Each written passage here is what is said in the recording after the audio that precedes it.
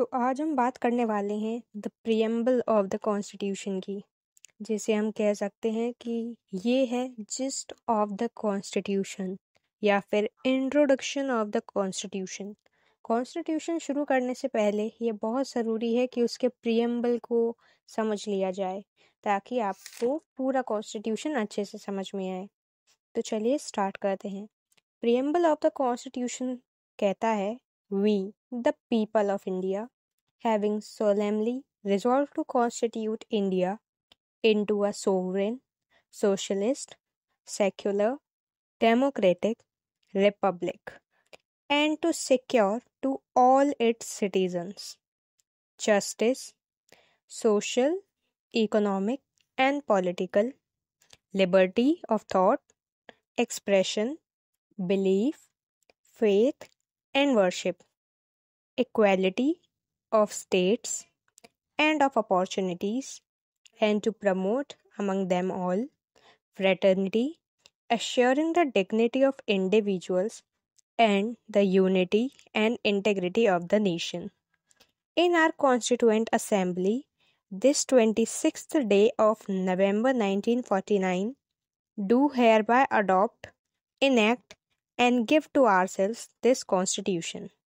तो आज हम इस प्रियम्बल ऑफ द कॉन्स्टिट्यूशन के एक एक वर्ड का इंटरप्रिटेशन जानेंगे, जिसमें वी जो पहला वर्ड है वी वो इंडिकेट करता है the power and the authority to govern the country is vested in the people of India. यानी कि ये प्रियम्बल के जो शुरुआत में ही वर्ड है वी वो बताता है कि इस कंट्री को चलाने की पावर ये constitution the people of India को देता है।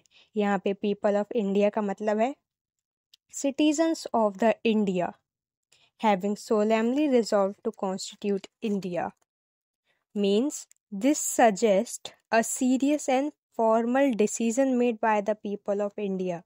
यानी कि ये फॉर्मली खुद को ये अथॉरिटी देते हैं to constitute the India into a sovereign, socialist, secular, democratic and republic. तो सोवरेन का मतलब होता है that India is free from external control and had the power to make its own decisions. It is independent, internal and external affairs। मतलब कि India सारे external control से free है और उनके पास पावर है कि वो अपना डिसीजन खुद में ले सकें और इंडिपेंडेंट हैं उस मामले में, चाहे वो मामला इंटरनल अफेयर्स का हो या एक्सटर्नल अफेयर्स का हो। अब सोशलिस्ट का मतलब होता है it is a term that reflects the commitment to society and economic equality. यानी कि हम we the people of India के वेलफेयर के लिए काम करेंगे, उन्हें सोशल और इकोनॉमिक इक्वालिटी देंगे। हम पुअर और मार्जिनलाइज्ड ग्रुप जो हैं उनके साथ इनइक्वालिटी नहीं होने देंगे, उनको भी equal distribution of wealth and resources मिलेगा। सेक्युलर का मतलब है that there is no religion of state, माने कि स्टेट का कोई रिलीजन नहीं है, यहाँ पे सारे रिलीजन्स को इक्वली ट्रीट किया जाएगा विदाउट डिस्क्रिमिनेशन। डेमोक्रेटिक का मतलब है India's government is based on the will of the people, where the people of India elect their representatives to govern them। Republic का मतलब है The head of the state is elected, not hereditary। यानी कि ये वो concept नहीं होगा यहाँ पे कि राजा का बेटा ही राजा बनेगा, ऐसा नहीं है। यहाँ पे जो स्टेट अपने मन से इलेक्ट करेगी, जो स्टेट को लगेगा कि उनके लिए सही है, वो उसको हेड ऑफ द स्टेट चुनेगी। जैसे in India the president is elected the head as the head of the state. यानी कि इंडिया में प्रेसिडेंट को चुना है हमने हेड ऑफ द स्टेट। फिर कहता है एंड टू सिक्योर, इसका मतलब है कि हम गारंटी लेते हैं फॉर द प्रोटेक्शन और राइट्स, प्रोटेक्शन ऑफ राइट्स की। यानी कि यहाँ पे इंडिविजुअल्स के राइट कंट्री के अंदर प्रोटेक्ट किए जाएंगे। सारे सिटीजन्स के, मीन्स सिटीजन्स माने the people residing in India. Justice का मतलब है, ये बताता है the goal of the constitution is to provide fairness, equality and access to the justice for everyone, जिसमें सोशल जस्टिस का मतलब है fair distribution of social rights, जैसे कि education, health care and the ability to live with dignity. Economic justice का मतलब है promoting equality in wealth distribution and access to economic opportunities. Political justice का मतलब है ensuring the rights of citizens to participate in political process through free elections and for protecting their political freedoms and rights.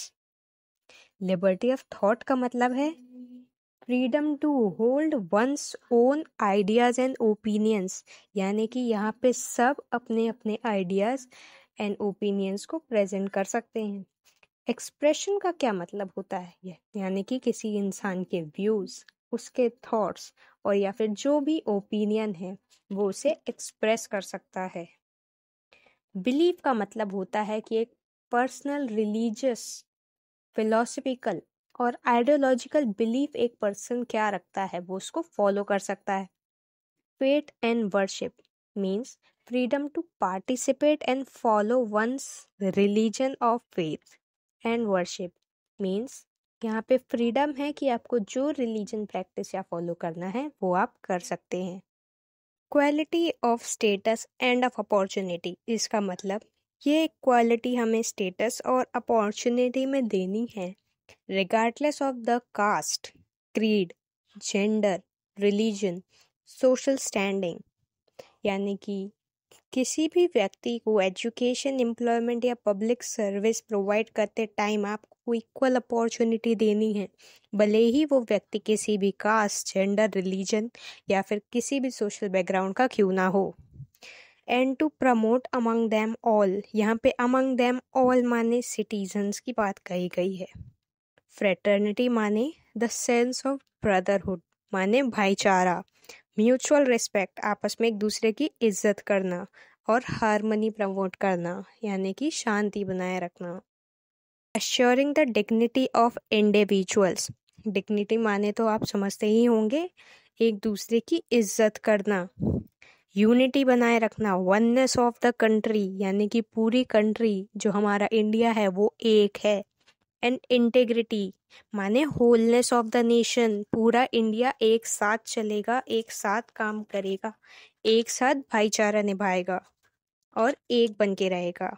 In our constituent assembly this 26th day of November 1949 means ये सारी बातें उन्होंने अपने constituent assembly में 26 नवंबर 1949 को खुद को दी थी, अडॉप्ट की थी उन्होंने, इनेक्ट की थी और अपने आप को प्रोवाइड की थी। Means give to our self this constitution, यानी पीपल ऑफ इंडिया अपने आप को ये कॉन्स्टिट्यूशन दे रहे हैं और सारी ऊपर लिखी बातों को मानने का प्रण ले रहे हैं।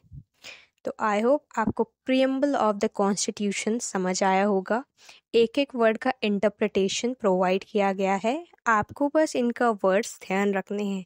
और अगर आप चाहते हैं कि आप कॉन्स्टिट्यूशन को अच्छे से समझें तो आपको इसका प्रीएम्बल याद होना बहुत ज़रूरी है। तो मिलते हैं नेक्स्ट वीडियोज़ में।